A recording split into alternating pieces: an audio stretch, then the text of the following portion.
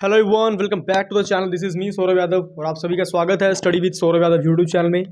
तो आपके लिए मैं आरपीएफ कांस्टेबल की जो बच्चे तैयारी कर रहे हैं उनके लिए मोस्ट इंपॉर्टेंट क्वेश्चन लेकर आया हूं। ठीक है, मोस्ट इंपॉर्टेंट क्वेश्चन है, प्रीवियस क्वेश्चन पेपर का है और 4 टाइम रिपीटेड है अदर अदर गवर्नमेंट एग्जाम्स में। और 2024 में भी ये क्वेश्चन पूछा गया है। और बोलो, समझ रहे हो मेरी बात? तो क्वेश्चन है, which of the following cell organelles converts nutrients to the body. मतलब कौन सा सेल है जो बॉडी को न्यूट्रिशन प्रोवाइड करता है, तो हमें बताना है। क्लियर होगी बात सभी को? ऑप्शन दिए होंगे मगर मैंने ऑप्शन लिखे, मैं ऑप्शन लिखने में ना टाइम वेस्ट होता है, तो आपको बता देता हूँ। वो है माइटोकॉन्ड्रिया। कई लोग इसे माइटोचोंड्रिया पढ़ते हैं, बट ये माइटोकॉन्ड्रिया है। क्लियर? माइटोकॉन्ड्रिया, इसका आंसर क्या है? माइटोकॉन्ड्रिया। और आपको बताऊंगा मैं इसके रिलेटेड सारी चीज़ें आपको करवा दूंगा।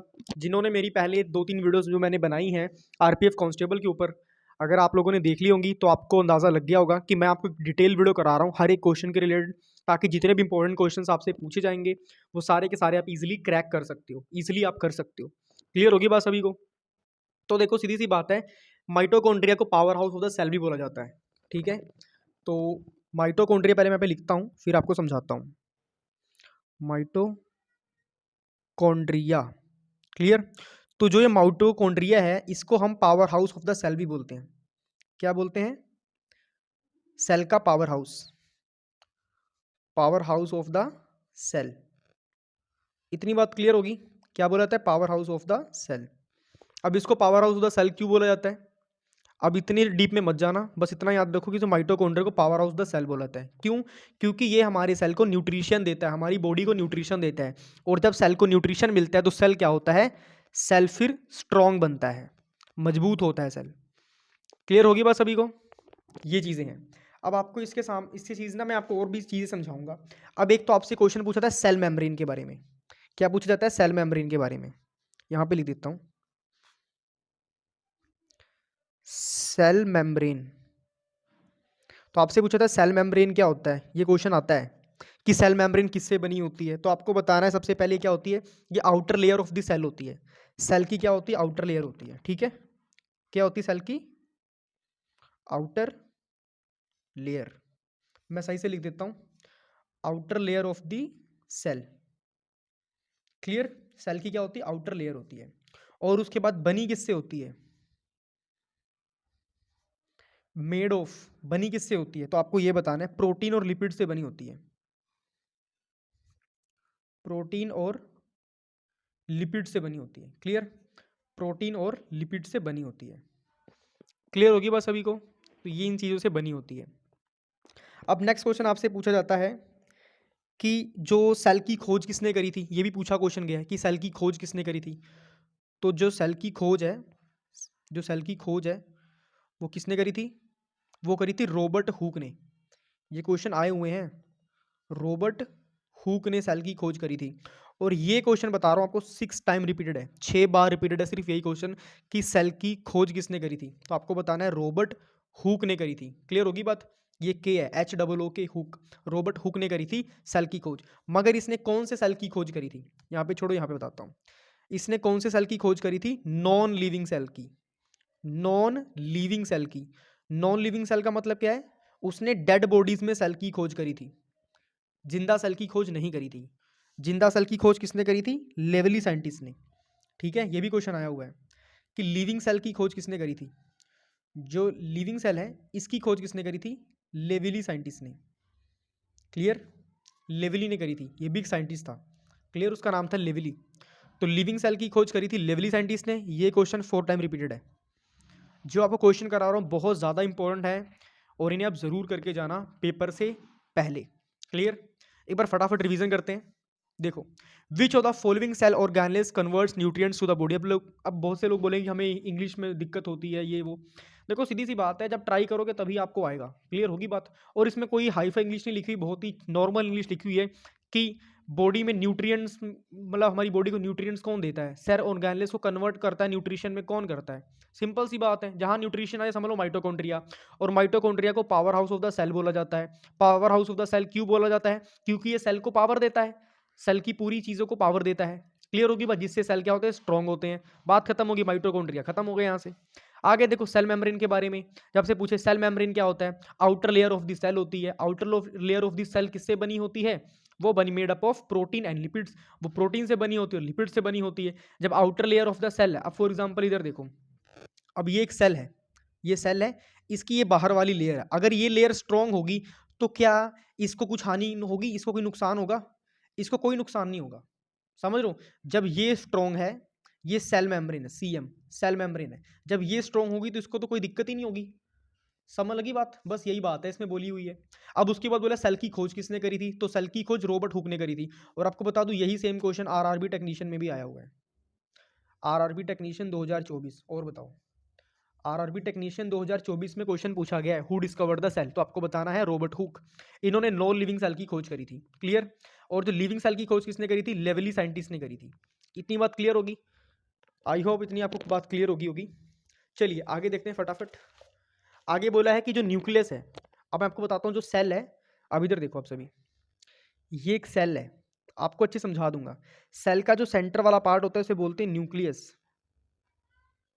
क्या बोलते हैं? न्यूक्लियस बोलते हैं। इस वाले सेंटर वाले पार्ट को न्यूक्लियस बोला जाता है। इतना क्लियर हो गया। अब न्यूक्लियस को क्या बोला जाता है, अब यहाँ पर हम देखते हैं। जो न्यूक्लियस है इसको सेल का ब्रेन बोला जाता है। न्यूक्लियस को क्या बोला जाता है? सेल का ब्रेन बोला जाता है न्यूक्लियस को। इतनी बात क्लियर होगी सभी को। और ये centre part of the cell होता है। क्या होता है ये? Centre part of the cell, centre part of the cell. इतनी बात क्लियर होगी। Centre part of the cell कौन सा है? न्यूक्लियस। और सेल का ब्रेन भी न्यूक्लियस को ही बोला जाता है। अब यहाँ पे देखो पोस्ट ऑफिस आती है। अब गोल्गी अपरेटस, एक हमारे सेल में ही एक हिस्सा होता है Golgi apparatus, Golgi apparatus. Clear होगी बात? अब जो गोल्गी अपरेटस है इसको बोला जाता है पोस्ट ऑफिस। मतलब सेल में कोई भी हलचल होती है तो ये सारी चीजें अपने पास डाटा स्टोर करके रखता है। फिर ये क्या करता है, ये सेल को पहुंचाता है कि सेल के अंदर ये कमी आ गई है, सेल इसे ठीक करो। समझ लगी मेरी बात? तो न्यूक्लियस क्या है? सेल का ब्रेन है, centre part of the cell होता है न्यूक्लियस। जो सेंटर में होता है सेल के उसे न्यूक्लियस बोला जाता है। और गोल्गी अपरेटस न्यूक्लियस के आसपास घूमता रहता है, उसे बोला जाता है सेल का पोस्ट ऑफिस। इतनी बात क्लियर होगी सभी को। अब आगे देखते हैं लाइसोसोम्स क्या होते हैं। ये क्वेश्चन सारे इंपॉर्टेंट हैं। आगे देखते हैं लाइसोसोम्स क्या होते हैं। लाइसोसम्स, देखो थोड़ा बायो का क्वेश्चन आ रहा है, बट आपने इसको पढ़ना है, क्लियर। लाइसोसम्स को बोला जाता है सुसाइडल बैग्स। क्या बोला जाता है? Suicidal bags. ये अपने आप फटते रहते हैं। अब फॉर एग्जांपल जैसे सेल है, अब सेल का सपोज लो इतना हिस्सा खराब हो गया, तो यहाँ पर ना छोटे छोटे ऐसे ऐसे ना लाइसोसम्स होते हैं, ऐसे घूमते रहते हैं। तो जैसे ही हिस्सा खराब होता है अपने आप को फाड़ देते हैं, ब्लास्ट हो जाते हैं और यहाँ पर जाके अटैच हो जाते हैं, तो ये हिस्सा फिर से रिकवर हो जाता है। समझ लगी बात? ये हिस्सा अपने आप रिकवर है, फिर दोबारा सेल ऐसे बन जाएगा। समझ रहे हो? बस साइज का छोटा बना दिया, ये बड़ा है। तो ये चीज़ें होती हैं लाइसोसम्स, ये अपने आप फटते रहते हैं, ये सुसाइडल बैग्स होते हैं। इतनी बात क्लियर होगी। अब इसके बारे में बात करेंगे सेल वॉल।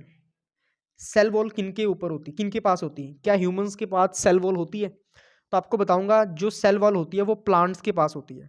प्लांट के पास होती है, वायरस के पास होती है, जो उनसे वायरस आ रहे हैं, बैक्टीरिया आ रहे हैं, उनमें होती है सेल वॉल। इतना क्लियर हो गया? प्लांट, वायरस, बैक्टीरिया में सेल वॉल होती है। इतनी बात क्लियर होगी सभी को? बस यही चीज़ था और इसमें कुछ भी नहीं है। एक बार हम फटाफट से रिवीजन कर लेते हैं।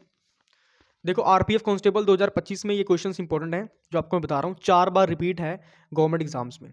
विच of the following cell organs converts nutrients in the body? वो है माइटोकॉन्ड्रिया। अब जो माइटोकॉन्ड्रिया इसको power house of the cell भी बोला जाता है, ठीक है।